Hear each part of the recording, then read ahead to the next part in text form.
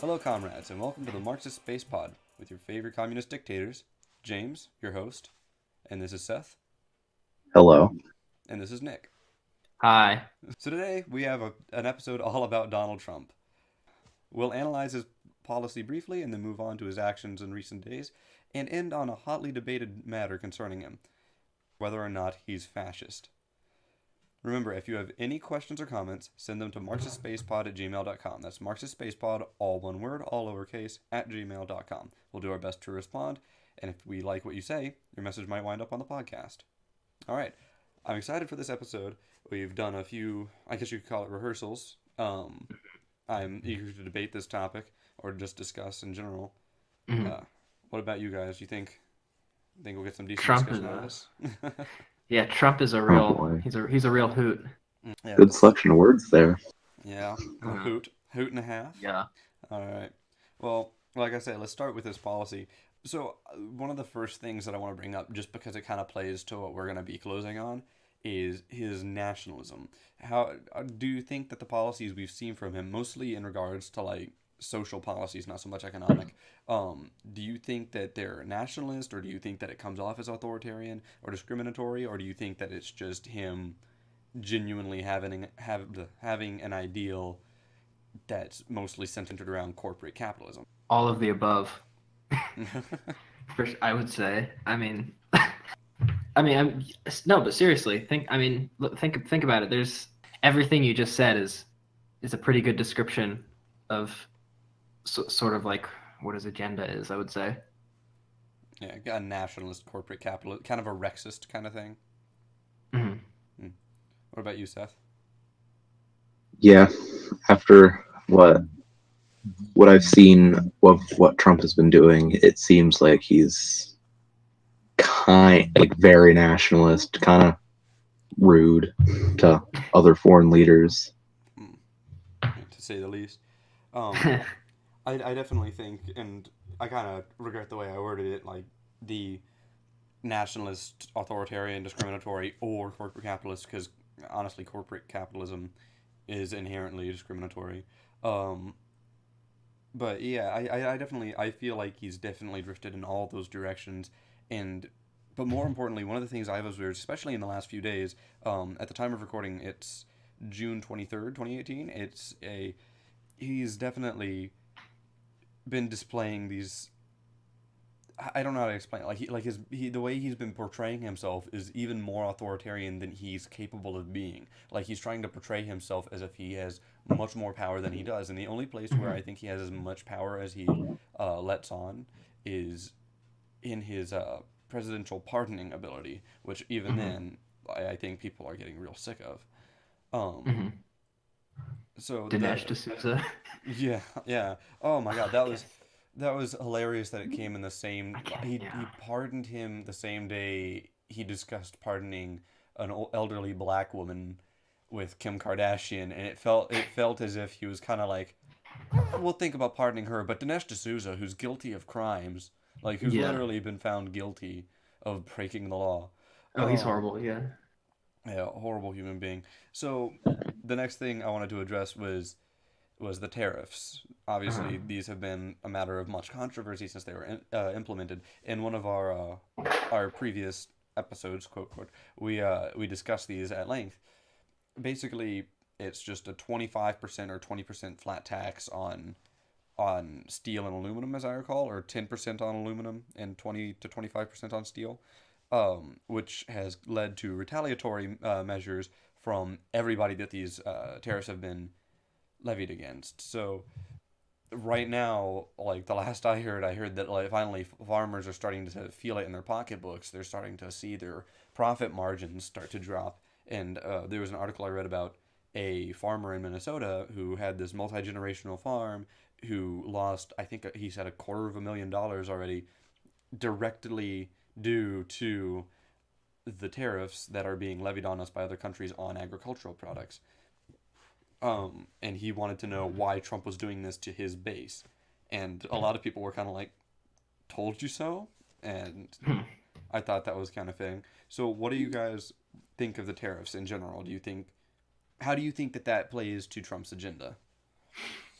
Well, I mean, look, I mean, if you look at his rhetoric during the election, there's a ton of stuff about how like other countries are like they're screwing us over, and I mean that's a part of his whole thing was appealing to workers actually and saying, hey, you don't have it very good right now. Why don't you have it very good right now? It's because these. I mean at first it was Mexicans, um, and then but the other entity he's putting his blame on is foreign countries essentially. He's saying, well, especially China. Like he would say, Yeah. I mean, didn't he say once that like China's raping our country? Didn't he say that? Yes. Yeah. It's raping our economy.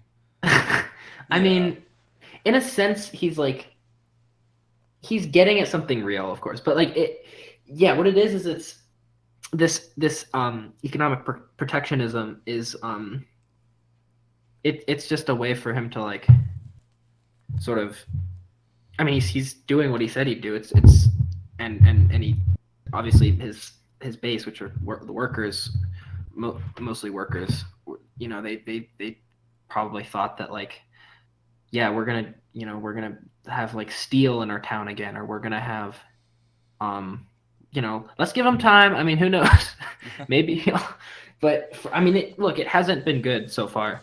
I mean, none of his economic policies have been good so far. But yeah, it is this sort of like I think this he's I mean if I don't want to praise Trump, but at least he's been faithful to his election election To rhetoric, I his would say. base. Yeah. Yeah, I mean, Thus far, or at least he's presented himself as such. mhm, I just think, like you said, the original intent, or in so many words you said, like the original intent of these tariffs are to create jobs in steel and like rare metal mining and mhm, processing.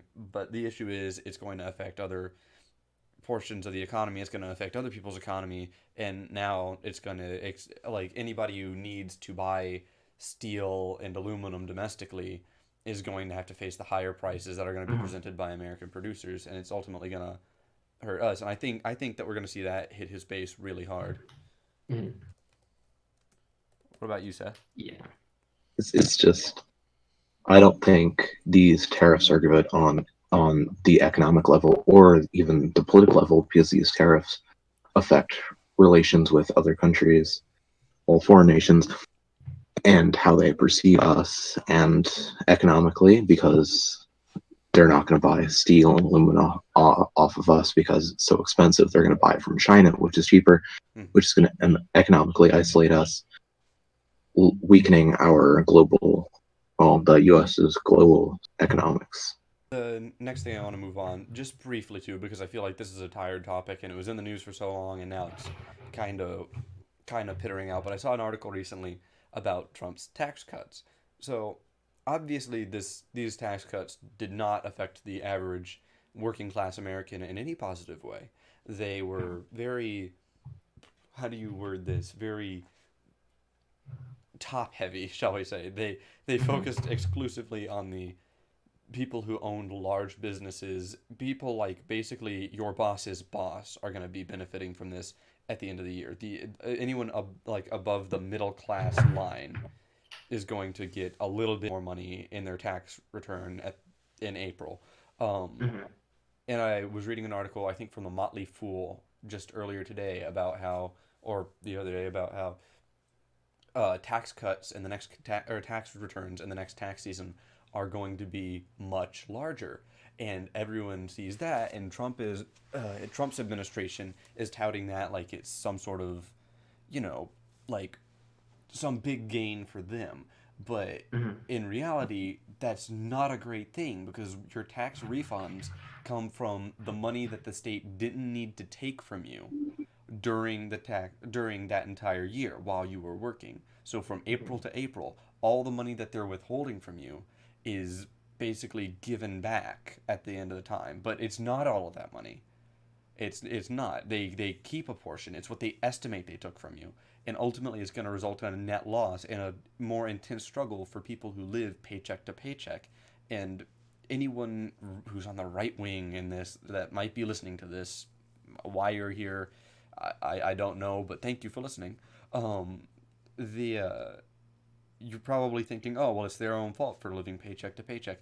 But put yourself in their shoes for a second. It doesn't matter how they got there. They're ultimately going to have more tax withheld from them as they're working. And it's going to result in, yeah, a bigger tax refund at the end of the tax season, but it's going to hurt them in their day to day. So, what are your guys' opinions on the tax cuts? Oh well, I think basically, yeah, it's like a. Here's the thing. So I think that there's a portion of the.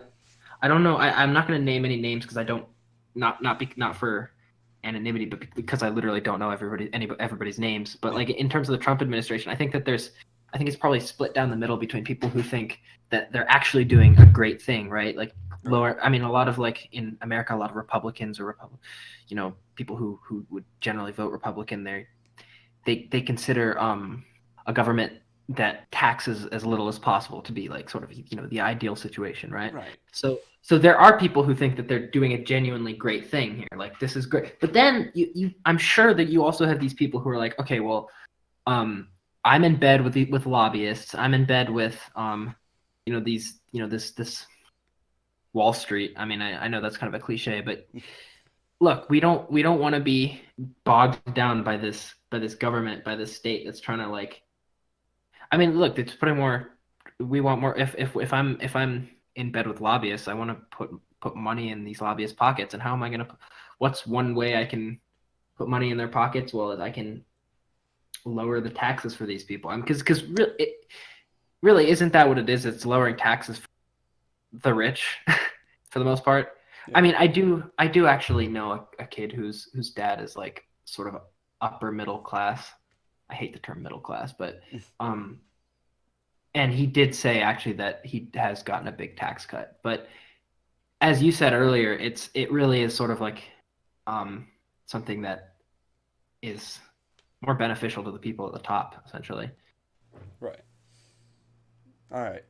The next thing we have to approach while we're talking about Trump's policies is the ACA. Obviously, going into his presidency, that was a big talking point, and the ACA is the Affordable Care Act, which is otherwise known as Obamacare.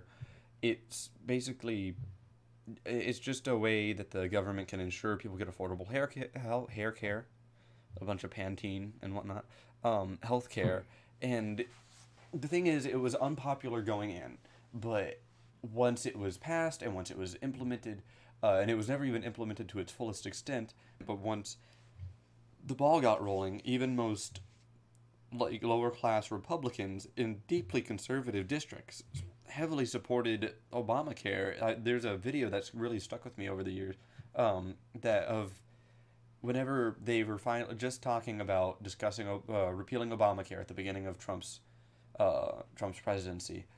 It was a governor or some sort of representative in Georgia, and he was talking to a group of people at a town hall, and he said, he was saying, under Obamacare, any elderly people or people with pre-existing conditions have to go before a death panel, and everyone in the room booed, and he goes, yes, they absolutely do. They have to go before a death panel. Who here has actually read the ACA? And a bunch of hands in the room go up, and he goes, I sincerely doubt that. Like, he's talking down. These are Republicans. These are all really conservative people that came out to tell them not to repeal the ACA. But naturally, they've implemented an alternative, quote, quote. So what do you think the approach to the ACA so far has indicated, like, towards the Trump administration in general? I just want to note that the origins of the Affordable Care Act actually come from the Heritage Foundation, which is sort of like this right wing, like Thatcherite, Reaganist. Right. I just invented something. Reaganist. Like it's like uphold Reaganist thought. But it's like it's a right wing think tank in America, and they were the ones who right wing think tank. They were the ones who came up with this concept of requiring people to get health insurance and stuff, and giving a lot of power to the insurance companies and stuff. But I think it really says something about how American politics works when you have Barack Obama taking this thing up, right, and saying we're gonna, I'm basically gonna compromise with my colleagues here by adapting this healthcare plan that was penned originally by right wingers. Yeah. And then, but then of course, I mean, anybody who knows even a little bit about politics and lives in the United States of America should be aware of, or might remember the absolute shitstorm this caused among a lot of Republicans, right? I mean, Yes, you, absolutely.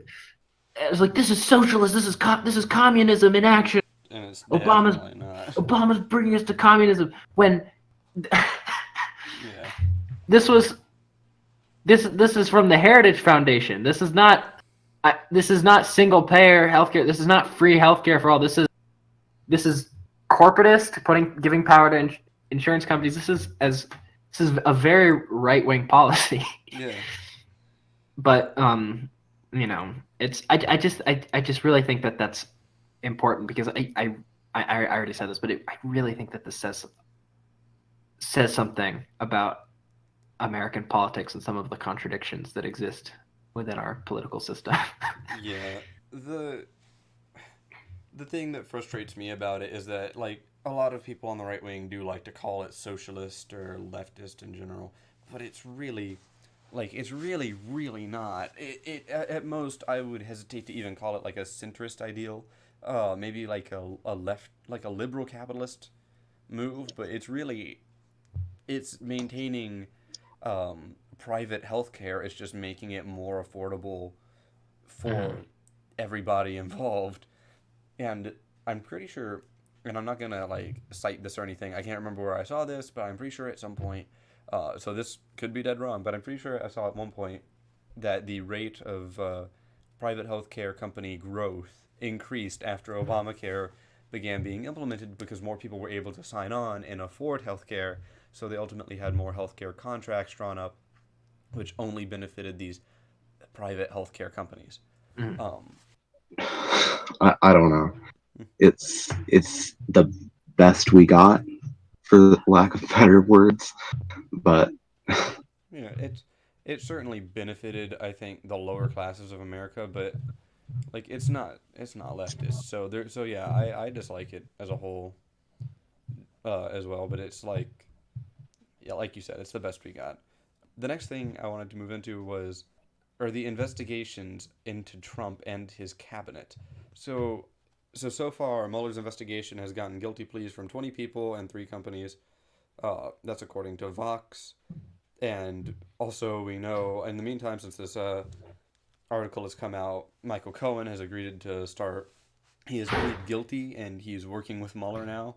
And apparently, he has agreed to give a clip of Trump beating Melania in an elevator to Tom Arnold, Roseanne Barr's ex-husband. You didn't hear about this? No, I did not hear. Okay, no, not at all. we're gonna talk about this Whoa. for a second. So, What? yeah, if you just Google Tom Arnold, it'll come up. But Holy so basically, Tom Arnold has never liked Trump. Okay, I think he's like a moderate Republican, but he's like a never Trump Republican. And ever since the grab him by the pussy comment, he has been on this quest, and I think he's even got an agreement with Netflix to make a documentary about it. I'm pretty sure that's why he's doing this now.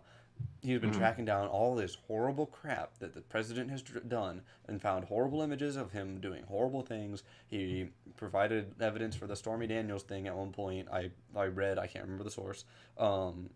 He at another point, I think he's helped in like providing a bunch of material, videos, pictures, letters, articles about him doing crappy things. And so he's just like I say on this quest. And so the latest thing is he posted a picture of him on Twitter standing next to Michael Cohen with the caption "I love New York." And he said in an interview, I believe also with Vox, he said in an interview that he was talking to Michael and he said, "I know you have a video somewhere of Trump beating Melania or doing these other heinous things." And Michael just kind of nodded along and he says, "I need you to work with me." And Michael's just exhausted and he just goes, "Okay." and his wife said, "Okay, fuck Trump." So What? Okay. yeah, so apparently, so from what I know, Michael Cohen was like seriously mistreated by Trump, like really talked down to, insulted, never really treated right. I think Cohen was just working for him because he was the meal ticket. Okay. So that's the thing that's going on right now. But the main topic is obviously the Mueller investigation, who now has uh, Michael Cohen as a source, and I think I got this from the Daily Show, but I think Trevor Noah said it best when he said, "If there are bodies buried, Cohen knows where they are." I think that Mueller's Whoa. investigation is inching closer and closer to Trump. What do you think, though? My main concern is, since we're talking about Trump, what do you think of the way that he's been handling the Department of Justice in general and the investigation? What do you think of his response to their investigations? Well, what else is? I mean, I think it's understandable. What else is he supposed to do? How else is he supposed to respond? Well, I mean, he could, for one thing, he's come out and basically said, "I'm going to put my foot down and stop this investigation," which he can't do. The Department of Justice was basically specifically designed to operate outside of the government to keep the government in check. Um, so he could, I mean, I'm just talking about like this whole sentiment of like, like the whole like fake news sentiment thing that do you know what I'm saying? Like he's always going on about, and like he kind of like plays. I mean, obviously, kind of funny because he's in power, but like he sort of plays like this kind of martyr in front of his supporters, like he's. I mean, look what they're trying to do to me. I'm innocent. I'm just a sweet old man. Well, he doesn't go that far, No, but no, no. he still wants to look strong for his adoring masses. hmm I honestly wouldn't be surprised if Trump gets linked to it. Okay, linked to it. Okay, gotcha. Yeah, yeah, because anything that Trump does doesn't surprise me anymore. It doesn't. Yeah. Just you kind of go numb to it after a while. Like it's just Mm. like, oh, he did this other inane thing. He did this other committed this other horrible act, or we found out he beat his wife. I would love to find out. Honestly, at this point, as much as I would not like to see someone beat their spouse, I would love if that came forward because I have some members of my family that are very, very conservative and very, very pro-Trump. Like some people that think that Trump was chosen by God to Ooh. save America. Oh yeah, no, there are people, yeah. Yeah, there are books about this, dude. There are prophets that predict. It's not a joke. I'll get you the title. I think I said it before. I'll get you the titles of those books, man. No, yeah, I've seen stuff. I see stuff on Facebook sometimes about that. Yeah. Anyway, I I want that to come out because they've defended him so many times. Like, oh well, Jesus can change a person. Jesus won't. He just because he slept with prostitutes or was peed on or was cheated on his wives or slept with a porn star, did all these things or made a comment like "grab by the pussy." Jesus can change a person. Well, if he beat his wife, I don't really. Statistics show, for one thing, that if a person's an abuser, they're not going to change. Number one. Number two, why would you support someone who did that? That person does not deserve to be president. If you've beat someone, if you've raped someone, if you've murdered someone, you should be disqualified from ever becoming president. So I would love to hear them defend that more than anything. But yeah, so to sum it up, the Mueller investigation, it's doing good things. It's honestly, so Seth mentioned he kind of got tired of hearing about it. But I think it's not in the news enough because a lot of people don't realize that there are arrests being made. 20 people, 3 companies, and a lot of guilty pleas. Those are just the guilty pleas. They have a lot of evidence, and they are just racking it up, and we don't get to see everything. There's even more stuff that we're not seeing that's going on, and we don't know what's happening, which is a good thing, because Mueller doesn't leak. It's beautiful. But all right. So the next thing, ICE is the Immigration and Customs Law Enforcement body, I believe. They've been called out for committing heinous acts, and one of the things recently was a picture went around of kids sleeping in cages, and everyone went, no, that was under the Obama administration. And everyone went, oh, well, shit. And even like a bunch of Democrats, were like, yeah, well, this is what we get. We're super liberal. We jumped the gun, and oh well, foot and mouth. But then more pictures came out of kids sleeping in cages and kids being kept in supermarkets that were repurposed and sleeping five people to a room that was made for two and sleeping in tents outside of a detention facility and all of these more horrendous things. And then an audio recording came out of a little girl begging for her parents, and just more and more crap came out. And then they started turning government officials away at the gates of these facilities, which is not okay. It's obviously them trying to hide these heinous things that they're doing. ICE is separating children from their families, but as of day before yesterday, I believe, they aren't allowed to any longer by presidential decree. The issue is that the separation of families started because of a policy instituted by Jeff Sessions under the Trump government. This is within the last year. This isn't a Democrat law. This isn't a liberal law. This isn't an archaic piece of legislature. This is something that Trump did.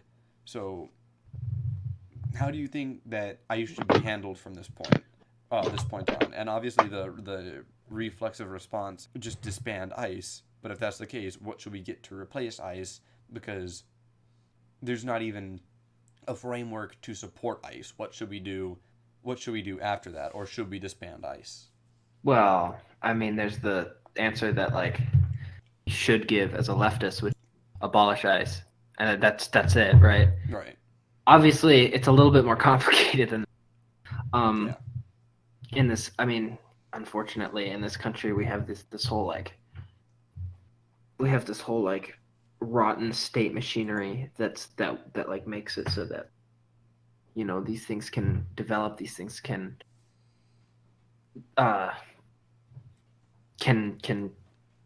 fester, and these things can be supported by our by our plutocrats and stuff.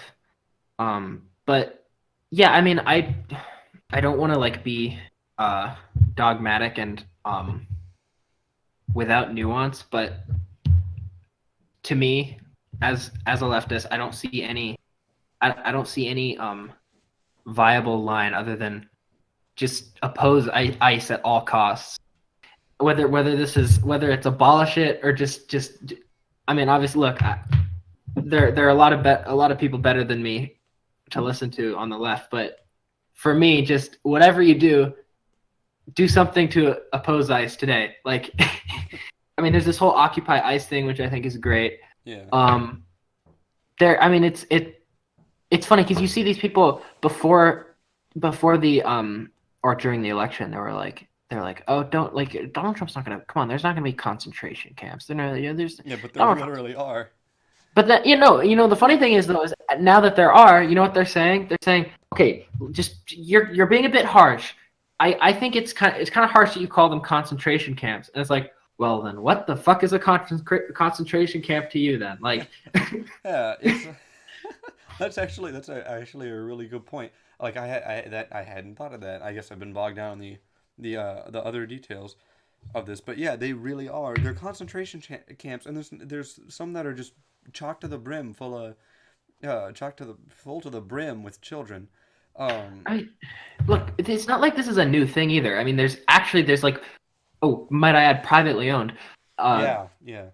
Immigrant detention centers that have existed for years in this country. I mean, people are just who really don't need to be in there, like are just like sitting there, like wasting their fucking lives in these. Yeah.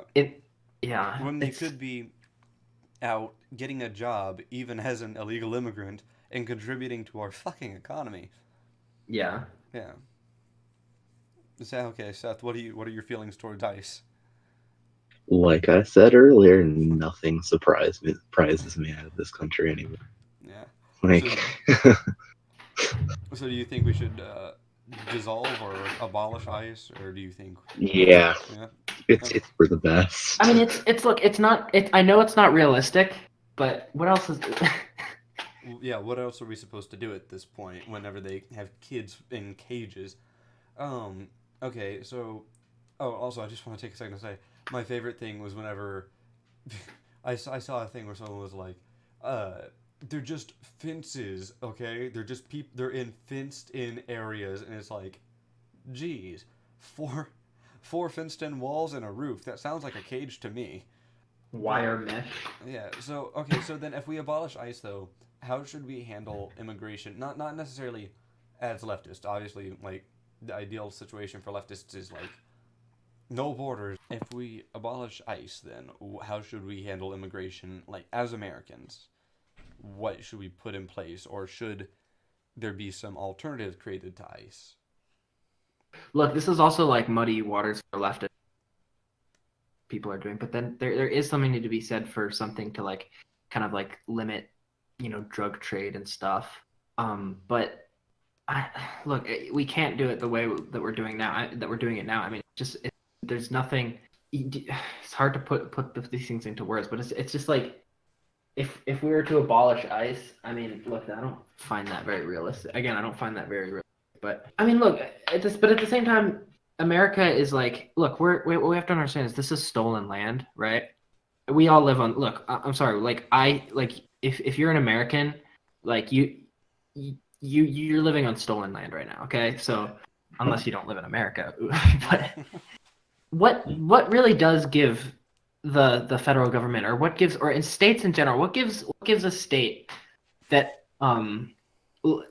like our American one, the right to say, okay, these people, we can't, especially if its territory is stolen land. What gives it the right to say, okay, well, we can't have these people in our country. We have, we're gonna, honestly can't think of an answer to that question. Like, do states, especially like these sort of post-colonial states like the United America, what gives them the right to be so inhumane? Because it really, look, it's an arbitrary institution. What do you guys have an answer to that question? I mean, To like, what do we do after the abolishment of ICE, kind of thing? yeah, like what? There's, Well, I mean, obviously, if we're thinking in what is in the class interests of the people in our federal government, then of course, yeah, they're gonna want, of course they're gonna want some border control, and of course, right. for certain classes of people, yes, border control is. I understand where you're coming from completely. There are no easy answers, but my side on this is maybe not necessarily either abolish ICE. Okay, I'll start with this because it'll be shorter, and then I can get to a longer point. So either you gut ICE completely and restructure it so that it's more about processing these people and not deporting them like it is now. Because right now they're mostly like setting up stings and arresting as many legal or illegal immigrants or asylum seekers as they can and just getting them out of the country. That's their thing. So that's option one, is just to gut ICE and set it up so it's more of like a processing thing where they can keep tabs on illegal immigrants and just make sure that they get due process and everything like our nation's laws says that they should. Or we abolish ICE and we use its funding to fund our courts, because that's one of the biggest injustices so far. We should fund police. I don't want to say that, but we should put the responsibility of finding illegal immigrants in some other agency, FBI, CIA, the police force, just some other internal institution, and then allow them to track down illegal immigrants, and then put more money into the courts, because that's the worst part. The worst part is that our courts can't manage as many people as they have going in. These people are put into courtrooms where they have 14 minutes to defend themselves, and often they either get like a public defender who's stretched really thin and has no time to prepare or no time to defend these people, and a judge has to make a decision right then, right there. There's no revisiting their cases, and it's right then, heads or tails. Do they stay in the country or do they get out? And most of the time, it's get out. I think the figure's around 90%. Wait. So what about what I think we should be thinking about is, thinking about like, right, we're Marxists, right? So we have there's the idea dual power and stuff. So what would be so wrong about having like, I mean, this would be a huge project, of course, but I think that because I just can't, I just don't want, I don't trust our police. I just don't. I don't trust them Yeah. at all. I'm sorry. I'm sorry if you're like, if you know anybody who's in the police force, something. I don't trust police officers. I don't have respect for the American law enforcement system. Yeah, the people you could have like a people's collective, run by people, run by. I mean, the Black Panther Party had like a sort of its own like community policing, Mm-hmm. things like that. Because I just can't. I'm sorry. I will not consider U.S. law enforcement as to have to play any sort of part in a sort of a viable, humane solution for this quote unquote problem. I don't even know if I would consider like this sort of immigrant crisis, which is not really a crisis at all. I wouldn't consider it that much of a problem. I would consider it like I consider it the plutocrats making it into a problem. They're making it into a problem to try to like. I mean, Trump made it into a problem to try to like appeal to his court. You need somebody to blame, right? Yeah. I like, honestly, I like the idea of people policing themselves. I think Lenin, was it Lenin who said something about it could be the responsibility of the crowd who would just as quickly as a police officer step in to stop a woman from being assaulted or a man from being robbed, and or something along those lines. I'm paraphrasing. Um, that's true, but my issue with that is how do we vet these people then that would be defend and this probably sounds fairly conservative, but I don't think that my skepticism is not understandable. Like how do we know then, like in the case of say an armed robbery, is your average citizen or are these citizens then expected to just step in front of a person with a gun or let them get away, or do they investigate, or do they what do they do, or like I have a side in this, but my question to you would be, um, so obviously what you're saying is, since this is pertaining to immigration, you're saying that it would be on this collective of citizens to say, hey, this person is illegal, and then they report it to a higher body, or they take it into their own Not a state hands. body, No. mind you. Okay. Okay. Yeah, like, but then in that case, who would handle it? What do these people? What does this collective of people do in the case of a violent offender, someone that could just as easily hurt them, and B, an illegal who they would have to like put their hands on and throw out or chase out with pitchforks and torches? Geez, that's a harsh thought. Well, I have an answer to this, and orthodox Marxists aren't gonna like it. So, but it's one of those things where like there's a lot of nuance. Actually, tell you what, why don't we put a pin in this topic? Let's move on because we're spending a lot of time here. And I actually have planned an episode where we kind of just like nation build. We debate the finer points of a leftist state, and like how would this be handled? And that's actually immigration is one of the things that's brought up, as is law enforcement. So, uh, is Trump a fascist? So, um, whenever I've discussed this, there's a lot of criteria that need to be met to really call someone fascist, and obviously there's a bunch of tests that determine like the F scale, like just how fascist are you? Everyone's a little bit fascist. That's not what we're talking about. What we're talking about is, can he qualify as a fascist leader? We've talked before. This won't be posted about can there be a fascist democracy that doesn't exclude minorities? Can there be a fascist government that operates without ultimately becoming like nationalist socialist and becoming extreme? We've discussed things like that. That's not necessarily what we're discussing. I'm more talking about what we know about him reflected in his legislation. And so right here I have the definition of fascism, and that is a political philosophy movement or regime that exalts nation and often race, above the individual, and stands for a centralized, autocratic government headed by a dictatorial leader, severe economic and social regimentation, and forcible suppression of the opposition. There's a secondary definition that is a tendency towards or actual exercise of strong autocratic or dictatorial control. So that's from Merriam-Webster. So obviously he does have a trend towards authoritarian control, but let's disregard the second definition. This a political movement or regime that exalts nation or race above the individual.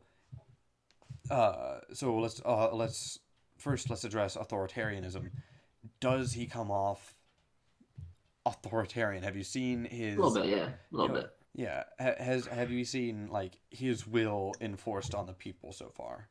I don't know. It's not. The thing is, though, a lot of the people who support him are the kind of people who are going to be like, kind of like the small government conservative types, though. So it's hard. It's hard to really like pin that down. But what do you guys think? Okay, so I don't think Trump is a fascist, but yeah, he is an extreme nationalist, but I wouldn't go as far to say as a fascist. He is authoritarian. Well, at least he has authoritarian tendencies, but I wouldn't call him a fascist. That seems a bit much. Well, in the vein of authoritarianism, we've seen let's just use a recent example, something we've talked about already. The policies regarding separation of families. Obviously, he's manipulating the system in that he has these powers where he kind of paints himself out to be very powerful, but he's simultaneously more powerful in some ways than he's painting himself out to be, and at the same time he's very much not as powerful as he paints himself out to be. He put in place a policy of separating families and then revoked it. That was his will and the will of like his cabinet, who all have his back. He's mocked other federal or civil servants for going against the will of his party, for basically criticizing him or for speaking their mind. He went after people for just being professional and saying, well, I don't agree with this policy. He's attacked people, and so he's immediately defensive of anyone who criticizes his actions or line of thinking, and I think that betrays more about his ideas of authoritarianism or his trend towards authoritarianism than anything else so far. That he's so hostile to any criticism from anybody at all, even if it's someone that generally has his back. I mean, I don't disagree with anything you said. I mean, that's something. I mean, there's the whole fake news thing too. But in general, like, yeah, it's at the same time though, like populist leaders have always kind of been like that, or at least had some sort of like a tendency towards behave that kind of behavior. Right. That's one of the things I put in the notes here is I wanted to talk about, because one of the things that people always bring up, and I actually got into this debate, or I intentionally avoided it because I wanted to talk about it on this podcast, and maybe that person will listen to this, but people will throw up stuff like, oh, well, Reagan did this, Nixon did this, other American leaders have done this in the past. No one will call them fascist, just conservatives or Republicans.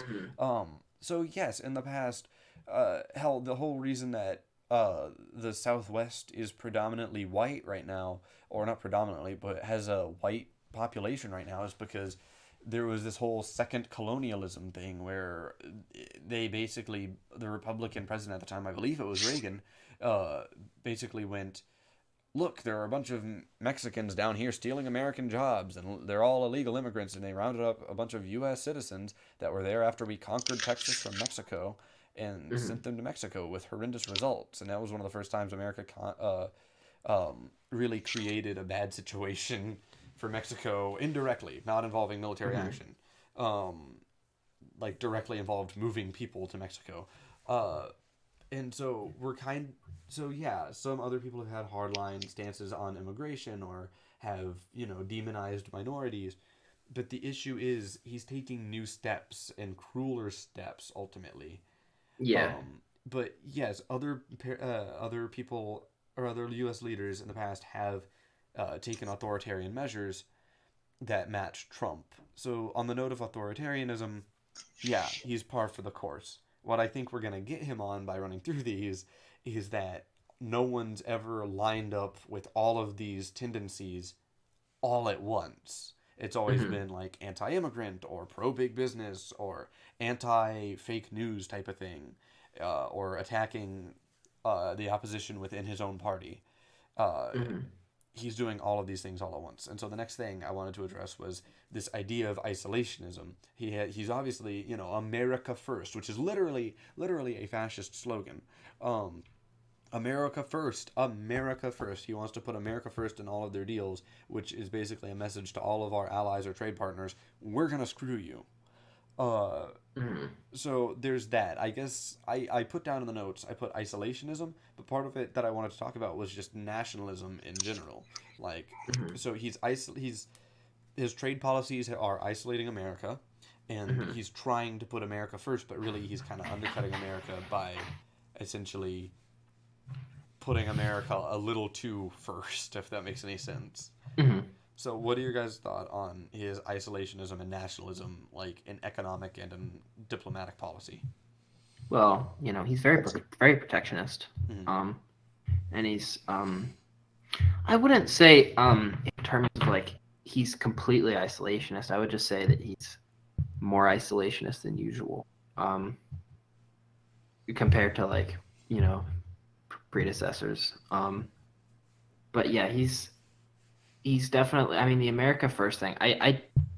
I do think that he genuinely believes that this thing is all about like that he's doing is all about like making sure America gets a fair shake and stuff. But I think it's also it is a more of a tactic to appeal to certain people more than anything. But on the question of isolation, for sure, more isolationist than.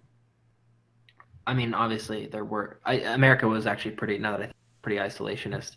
Yeah, under like Early Eisenhower. 1900s, but Yeah, yeah. But in terms of like recently, in yeah. terms of recent presidents, he's definitely sort of gone against the grain in that sense.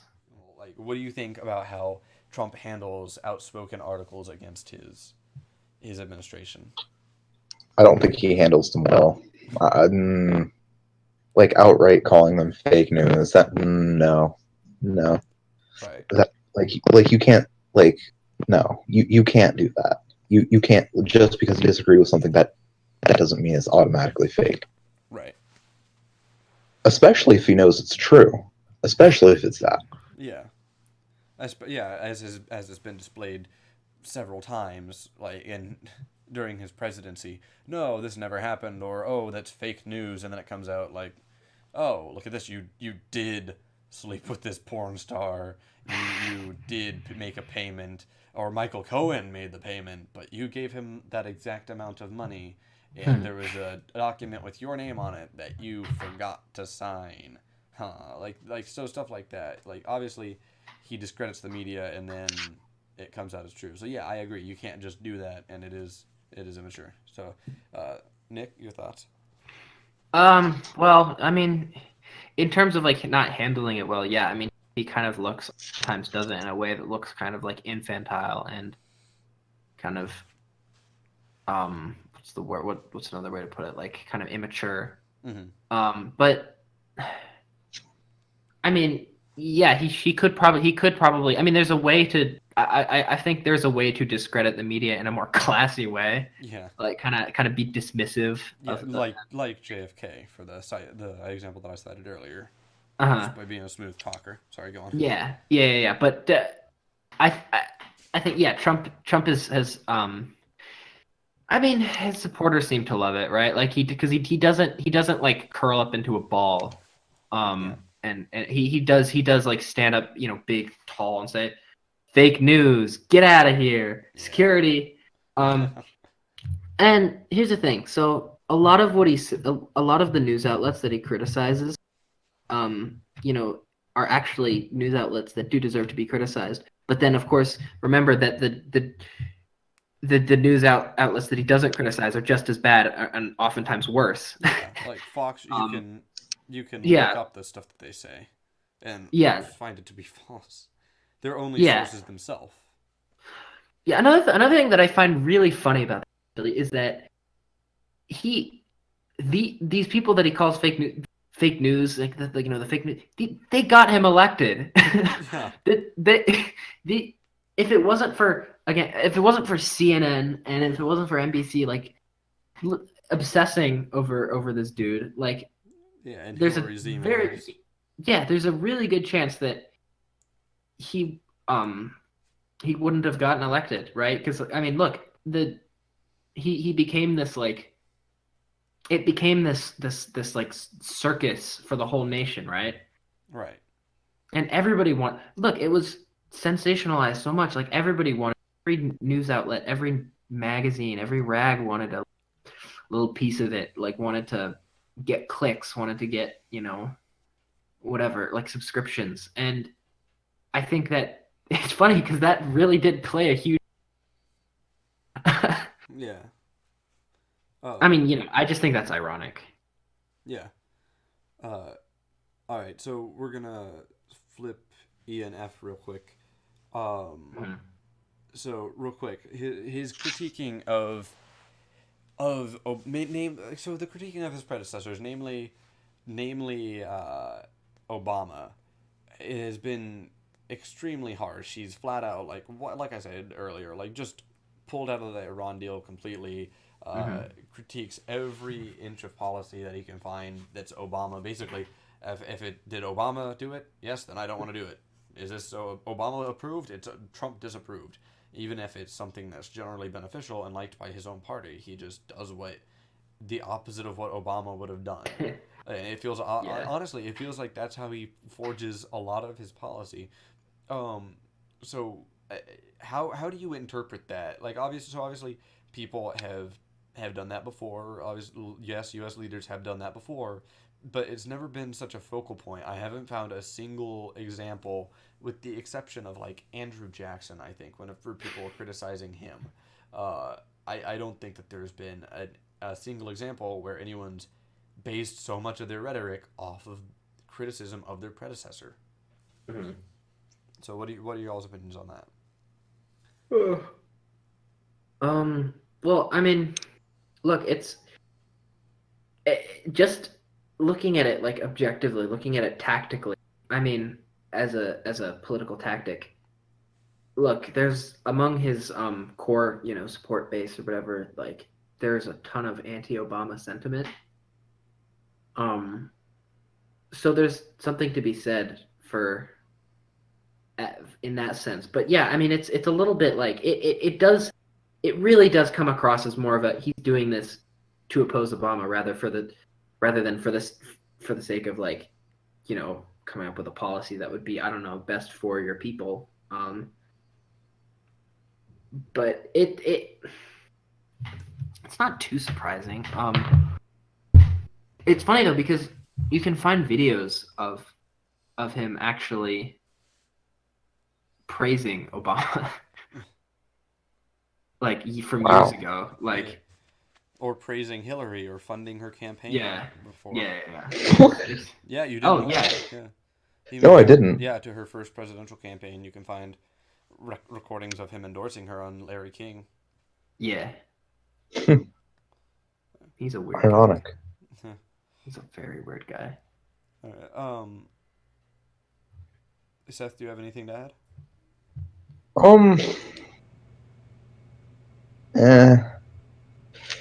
Not really. In general, my opinion is Trump should probably stop. Yeah. Well, I mean, it's work. I hate it, but like it's working for his. It is working for his agenda, but he really should stop. Of course. He's what he's doing isn't in the public's best interest, and he's just doing whatever he wants. And he doesn't care. He's just doing whatever he wants because Obama did it, so he's going to do the exact opposite just because he doesn't like it. So, yeah, like I've already said my piece on this, but it really does. It really does feel like a lot of his legislation is just built basically to either convert an Obama era law into one of his laws or to undo whatever Obama did. And thankfully, he hasn't been completely successful, but he's been terribly successful, and it's upsetting. All right, the last thing that I wanted to... Welcome to American politics. Oh, yeah, the well-oiled American machine. It's well-oiled in that it's covered in oil, but, I mean, none of the gears really touch. Yeah. Someone's going to light a match soon, and the entire thing's just going to just go up. The last thing I want to bring up, maybe it's good that we talked about this last, because this is kind of a hotly debated topic. A lot of people will say, oh, this didn't happen, but yeah, it did. Trump advocated violence against a lot of people over the course of his campaign. First of all, like, he made a bunch of just a bunch of personal threats over the course of his campaign. Namely, he hasn't done that since he's been really in office, but he's done other almost like comparable things. But he's advocated for violence against protesters, against specific opposition politicians. He's offered to pay legal fees of people who get caught kicking the shit out of liberals, basically. And you can fact check these and look up the quotes, and you can find them all in his speeches, all in his addresses, all in his all of his rallies. He says violent shit all the time, and people kind of just overlook it. Yeah. And since we're talking about fascism, that's one of the hallmarks is over-masculinization, which, I'd like to bring up the tiny hands fiasco. Like, not so small, are they? Actually, yeah. Donald, you have tiny hands, get over it, and we know what that means, and we don't care. But, so, over-masculinization, yeah, he ticks that box. Obsession over the military. He made the fucking Space Force that nobody wants. The Air Force has a goddamn space program. And he advocates for violence. All of these things are, how do you say this? Like I already said, over-masculinization. They're fetishization of this violent wing of our policy that shouldn't occur, and that's a hallmark of fascism. So what are y'all's thoughts on the advocation of violence? Obviously, there's the common political compass question, is violence justified in pursuit of a political goal? You may have your own opinions on it. I'm not going to give mine right now. There's a whole other episode. So what are y'all's thoughts on the way Trump handles violence in general, violence in general? It's definitely speaks his mind. You go first. Well, Trump definitely does speak his mind on his violent tendencies. Well, at least he did, and I don't know if he's calmed down on it or not a whole lot. But I know he did talk about it a lot in around 2015, 2016, when he was doing his rallies and campaigning. But I don't think his violent tendencies are going to help him in the end at all, or in any way, shape, or form. Yeah, I mean, look, it's low-key a lot of the things that are pretty abhorrent, and there's a lot of things, advocating violence protesters, moral things, moral difficulties that might bring up. But we have to remember this is everything that he said on this topic is, it's within his class interest to do these things. It's not, we shouldn't act surprised about this. About any of this. Yeah, I'm not at all surprised. It's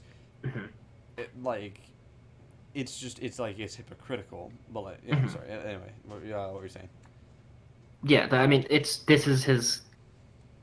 It is perfectly within his class interests to, advocate for violence against people, oftentimes people like us actually. Yeah.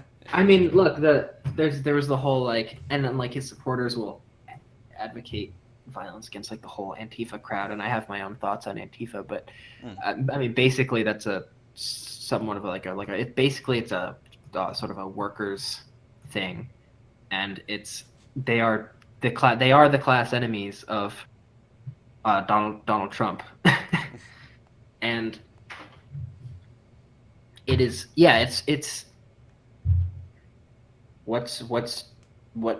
how am I going to further my I mean, obviously he's not like thinking about this, but like how am I going to further my class essentially? And it's one way you can do it is you can advocate for violence against this group of people. You can say, all right, I mean, he literally has said stuff like this, like back in my day we would have beaten up or something, like back in when I was a kid you would have been curb stomped or something like. Yeah. Like I actually have quotes in front of me right now where he says, "I'd like to punch him in the face. Part of the problem is no one wants to hurt each other anymore. The audience hit back. That's what we need a little bit more of. And literally, I'll beat the crap out of you, and stuff like that. And he really does like." He's not beating the crap out of anybody. No. And then there was Fire and Fury. Oh, well, okay, that's a whole different thing, but yeah, that's a good example of like the fetishization of violence. It's over-masculinization, and for one thing, like you said, he's not beating the crap out of anyone. I doubt his fists could swing in front of his giant gut. But like he says stupid shit, and we're used to this. But the worst part is he's in a position of power, and we need to be wary of that. This advocation of violence, yeah, like Seth said, it's not going to gain him anything in the long run. But what I'm more worried about is the fact that people idolize people in power, especially on the right. That's one of the dangers of the right wing, is that there's this kind of idolatry that goes on with people in power.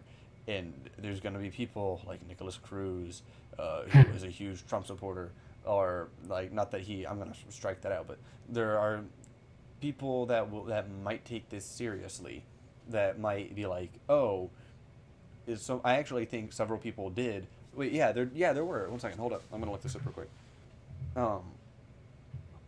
There's a link. Look at this.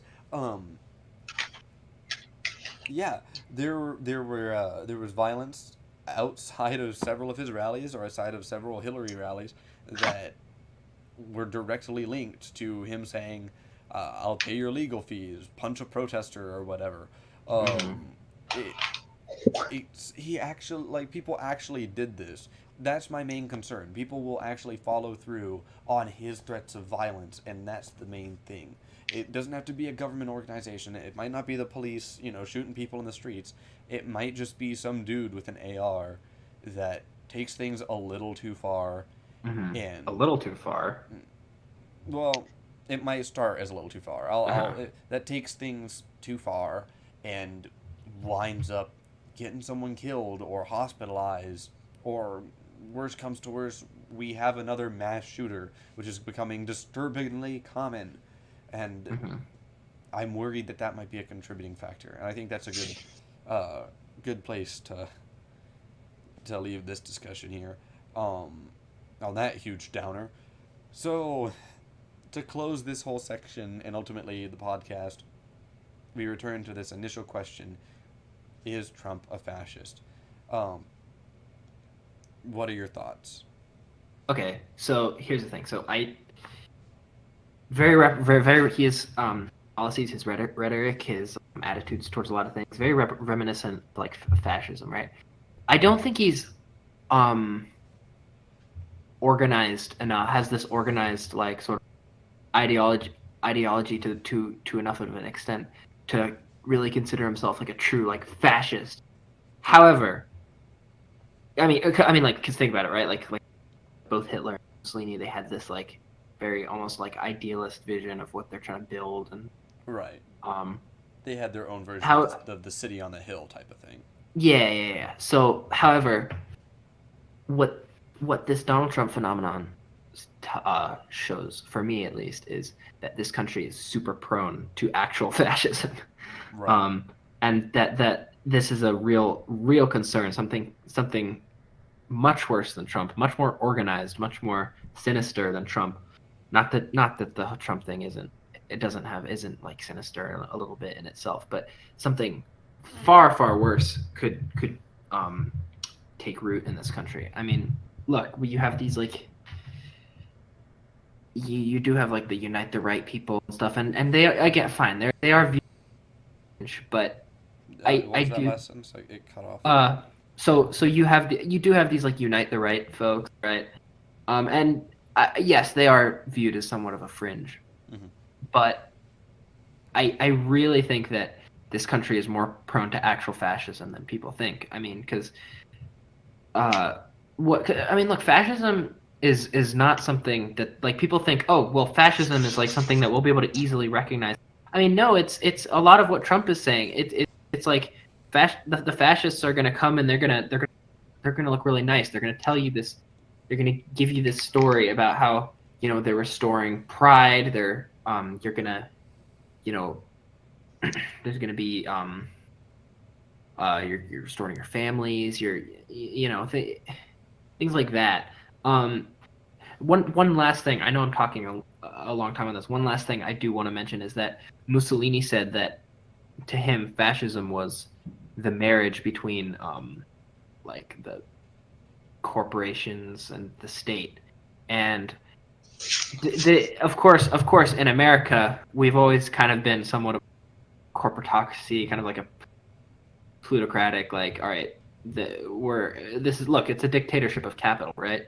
Yeah. And you have the lobbyists, but this is officially like, look, who else other than Donald Trump is like, would we consider like the quintessential American businessman, like Warren Buffett or something like that. But like basically Trump is like, this is he's the guy that before he was president, if you think of a famous American businessman, it would probably be Donald Trump, right? Like Yeah. and that's what this is. This is an official marriage between like Wall Street and the American federal government, essentially.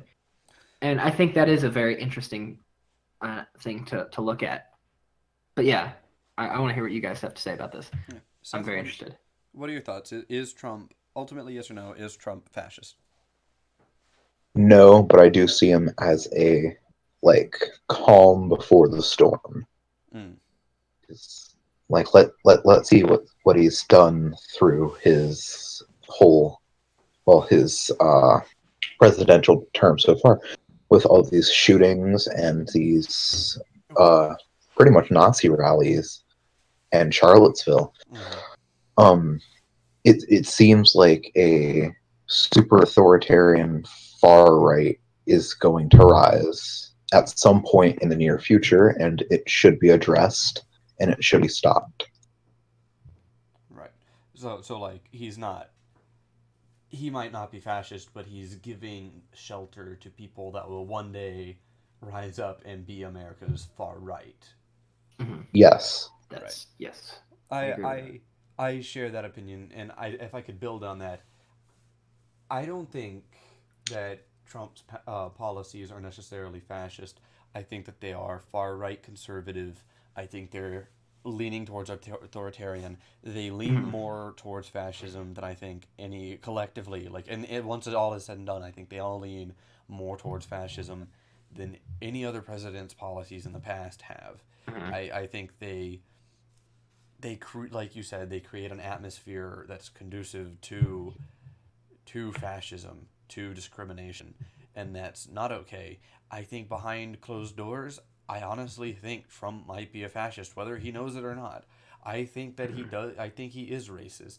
I think he doesn't really comprehend his actions. He would probably take exception to being called a fascist, but I think if you were to ask him questions and get honest answers about how he actually feels about ethnic minorities, about how he actually feels about American culture, about the economy, about the state's handling of the economy, I think he would line up extremely well with, namely, Mussolini and Franco and their views. He's not a Nazi, okay? He's not He's not going to put a bunch of people to death, but like Seth said, he definitely is giving rise to people like Bannon and the Mercer family and Richard Spencer, who the gif of getting when he got punched in the face, the gif of that is my desktop background. I actually, these people are coming into power, and their power is growing, their influence is expanding, and I think we do need to be definitely very, very wary about this. And Seth, you actually took the words out of my mouth when you were, or was it who was it that said it was Nick. Nick, you said like that people are like fascists are going to be easily recognizable, and you know, who was it that said that they're going to be we'll be able to put an easy stop to it.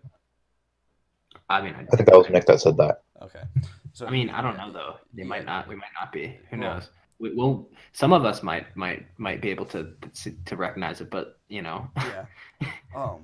But you took the words out of my mouth when you said that. Actually, there's a quote here that I want to read real quick, and it comes from Michael Rosen. If you don't know who that is, it's this. Nice. You know? Oh right. Yeah. Oh Jesus. So that's the guy. That's Michael Rosen, and he actually, I'm fairly certain he's an actor, and he's not happy about being a meme, but he has a very good quote here. It's just a few sentences long. And it begins, I sometimes fear that people think that fascism arrives in fancy dress worn by grotesques and monsters, as by grotesques and monsters as played out in endless reruns of the Nazis. Fascism arrives as your friend. It will restore your honor, make you feel proud, protect your house, give you a job, clean up the neighborhood, remind you of how great you once were. Clear out the venal and the corrupt. Remove anything that you feel is unlike you. It doesn't walk in saying our program means militias, mass imprisonments, transportations, war, and persecution. I literally think I said restoring pride. Yeah. Like, yeah. that's what they'll say. Yeah, like I say, you took the words right out of my mouth, and I was gonna take them out of his mouth. But yeah, I think a lot of people are blind to the fact that he literally says, like, 1 second, hold up, what was the line? Remind you of how great you once were, like, make America great again. You know, America first. Again, there are all of these hallmark things that are like, if he's not pushing us towards fascism, he's throwing up some really unsettling red flags. And so I think that's where I'd like to leave it. Like, on that note, that it's hard to see fascism coming if you are leaning in that direction already. All right, well, it's been fun. I hate ending it on such a real downer. But fascists. Yeah, we'll deliberate on a topic, and we'll talk about it next time, and hopefully it'll be something more uplifting. I would like to talk about economics in general, so start reading your economic theory, your Ingalls, your Robert Owens, and whatever else you can come up with. Or maybe administrative structures. Maybe we'll wind up talking about something else in the news. Maybe we'll do an entire episode on NATO. Maybe we'll just sit around and talk about our dogs because we'll, I don't know, get bored. But yeah. In any case, everybody, I've had fun. This has been the Marxist Space Podcast. Until next time, have a good day. Bye.